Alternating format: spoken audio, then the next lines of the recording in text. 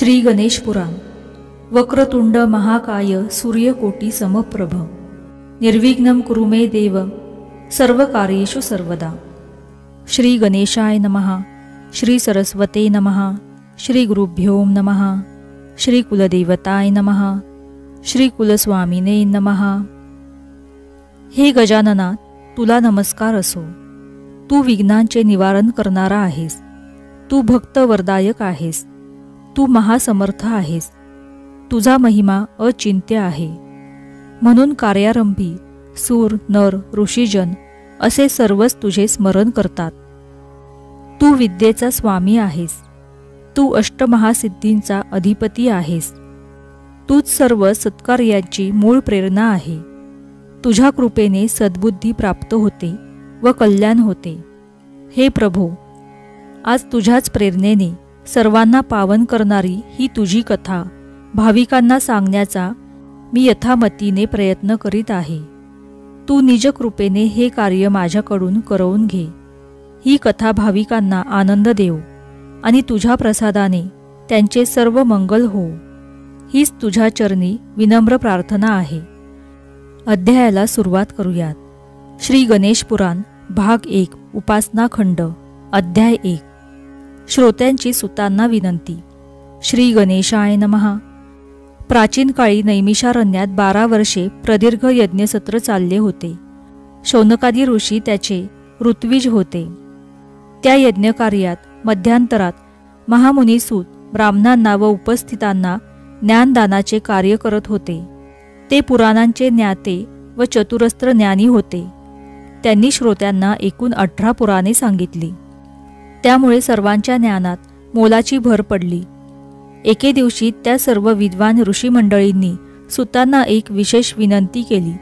ते म्हणाले, हे मुने, तुमच्यावर सरस्वतीचा वरदहस्त आहे। तुमच्यासारखा वक्ता मिळाला हे आमचे परमभाग्यच होय।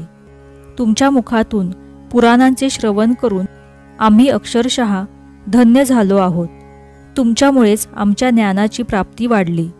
तुमच्यामुळेच आम्हाला वाङ्मयाचा मनमुराद आनंद उपभोगता आला। तुमच्या वचनांनी आमच्या मनाला उत्तम बोध होतो। आम्हाला आत्मपरीक्षण करता येते आणि सहजगत्या भगवत चिंतनही घडते। तुमच्या बोधामुळे आम्ही दोषमुक्त झालो आहोत।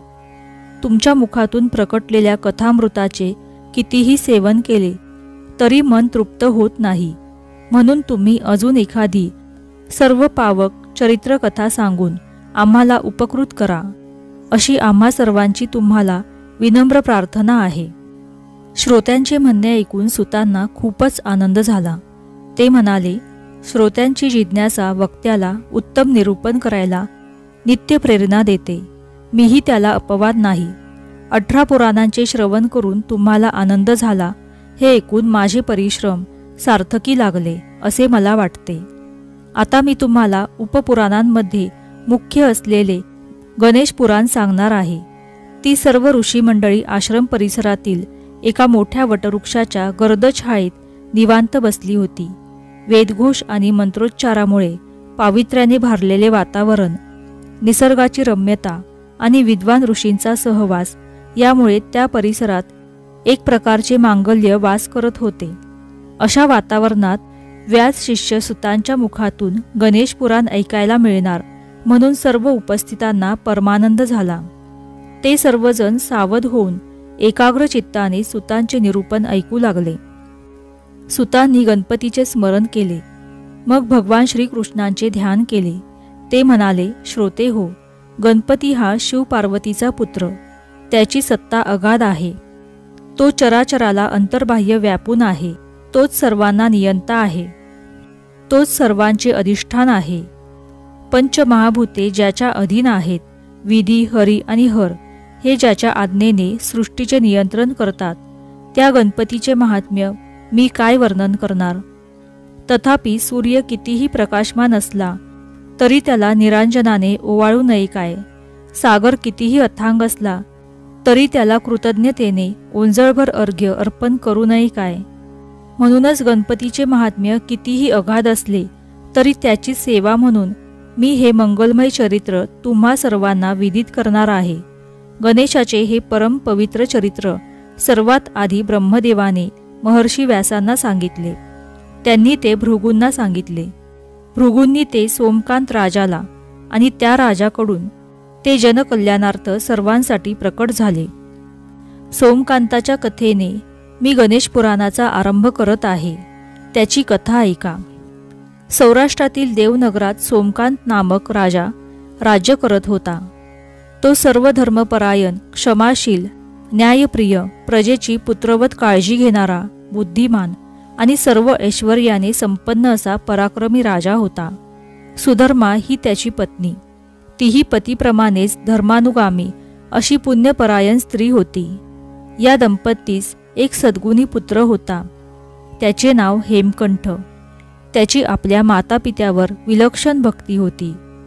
त्याच्यासारखा सुपुत्र, विद्याशील, रुद्रवान, क्षेमंकर, ज्ञानगम्य आणि सुबल यांच्यासारखे महाबुद्धिमान व रणधुरंधर प्रधान आणि चतुरंग सेना यांच्या सहाय्याने सोमकांत राजाने आपले राज्य समर्थपणे सांभाळले. त्याने कुशलतेने वैभव संपादन केले आणि उत्तम नावलौकिक मिळवला. अशा प्रकारे पहिला अध्याय इथे समाप्त झाला. श्री गणेश पुराण अध्याय 2. सोमकांत राजाला कुष्ठरोगाची व्याधी. सोमकांतासारख्या धर्मशील राजाच्या राजवटीत प्रजा सुखात आनंदात राहत होती. पण या आनंदालाही ग्रहण लागले. प्रारब्ध कर्म कोणालाही चुकत नाही हेच खरे. मग राजाही त्याला कसा अपवाद असणार. त्यालाही त्याचे पूर्वकर्म भोगावे लागले. त्याला कुष्ठरोग झाला. या दुर्धर व्याधीने त्याच्या सर्वांगावर जखमा झाल्या. त्यांतून रक्त व पू वाहू लागला.